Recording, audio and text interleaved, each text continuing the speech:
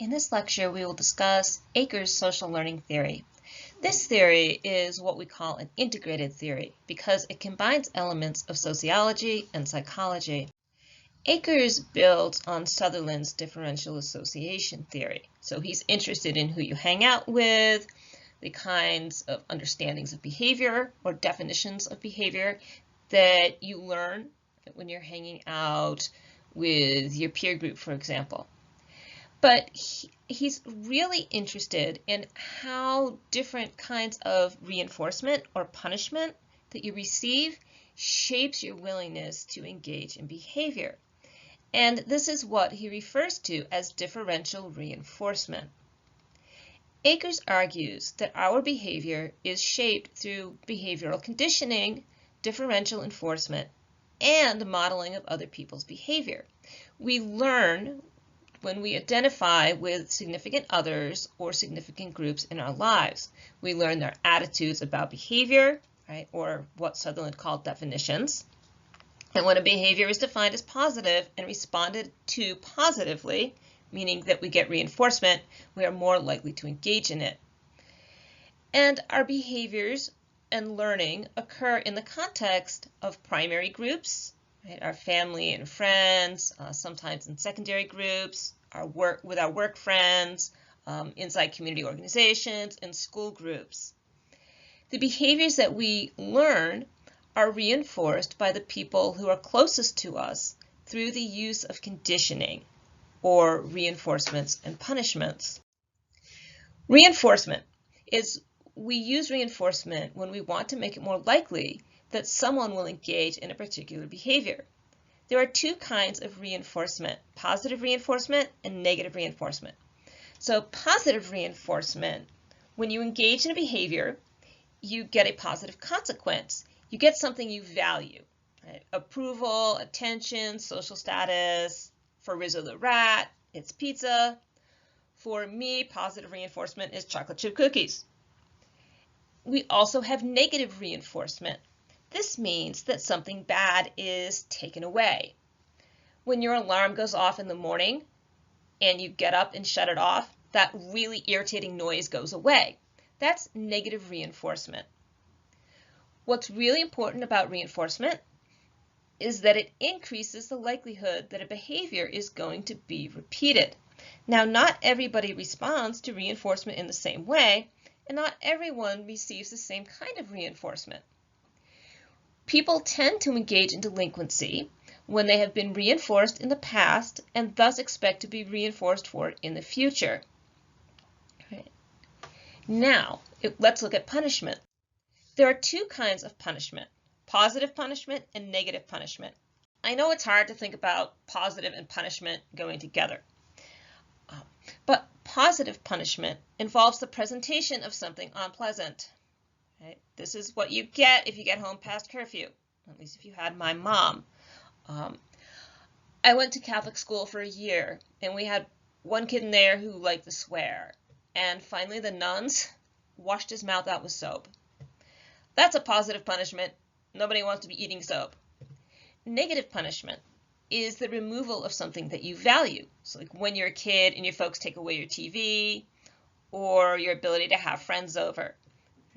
I find the graphic on the right-hand side of the slide really helps me, right? So it's Bart Simpson. And so looking at the positive punishment, he's got to write all the lines on the board. Right? Negative punishment, he loses his skateboard and life sucks.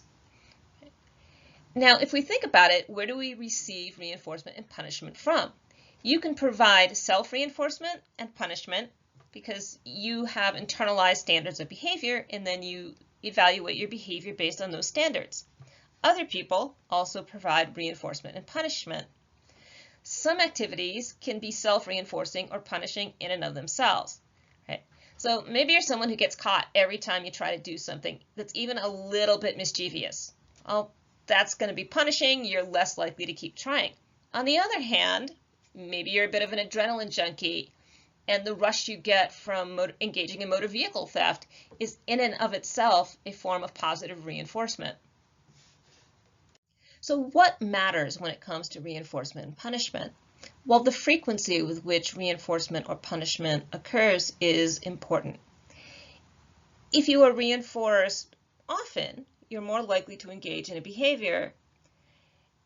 If you have an idea that you're going to be punished and you're pretty sure that's going to happen every time you participate in a behavior, you're less likely to engage in the behavior.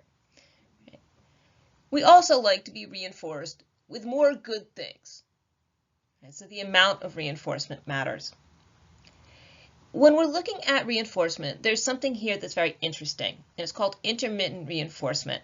This is a conditioning schedule in which a reward or reinforcement is not administered every time the desired response is performed. Now, intermittent reinforcement is interesting because this can actually make participation in a behavior more likely than regular reinforcement. It's the principle behind the slot machine. You don't win every time you play a slot machine, and when you do win, the amounts are small. But that's enough to keep you playing, right? Because there's excitement and fun that's wrapped up in this, and am I going to get it? Am I not going to get it? Right? Think about your paycheck. This is probably less fun, right, than a slot machine. You get paid every 2 weeks, not every day, right? Intermittent reinforcement is also very important in relationship dynamics like those found in intimate partner violence. In intimate partner violence, the abusive partner is not always being abusive. In fact, sometimes they act in a loving manner. And this means that the reinforcement that a victim of intimate partner violence experiences in that relationship, that loving behavior, that can become even more valued. Right?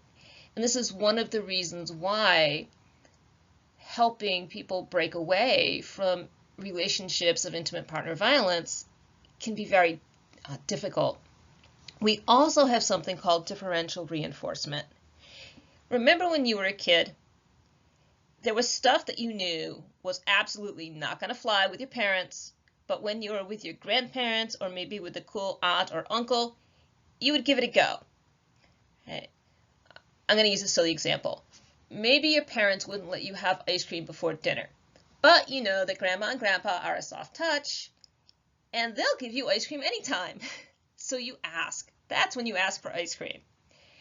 You're doing so based on discriminative stimuli.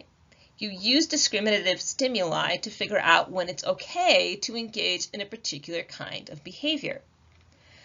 Okay, where does our reinforcement come from? A lot of our reinforcement comes from other people. Now, reinforcement can be deliberate. Here's an example. Right? There's bullies. Right? This is part of school experience. And your parents tell you that you need to stand up and literally fight that bully. In one way, right, we can think about this. You're teaching somebody to stand up for themselves, to be able to take control of a situation. On the other hand, that's reinforcing aggressive behavior. Right? It's positive reinforcement because you're getting your parents' approval, but it might increase the likelihood of a problematic behavior. Sometimes reinforcement is accidental. I'm sure that every child has done this. It's something I call the whine. Right? You're in the store and you see something you want, right? And often that's candy in the checkout aisle. Sometimes, if you played your cards right, you had to do it when mom or dad was weak and just wanted to get out of the store as fast as they could. If you whined enough, you would get that candy or get that toy. Well, if you could get that response often enough, right, it's reinforcing, and every trip to the store becomes a whine fest. Because your parent gave you positive reinforcement, you got the toy, and you gave your mom and dad negative reinforcement. You shut up, which is a wonderful thing sometimes. This tends not to last long, but you would use it as much as you could for as long as you could. Now, reinforcement isn't just about negative behavior. Often you receive reinforcement, usually positive, for normative behavior. People give you compliments, You might get stuff, and that's part of the thought behind programs that reward students financially for getting good grades. So it's really important to think about the ways in which we reinforce behavior. Right?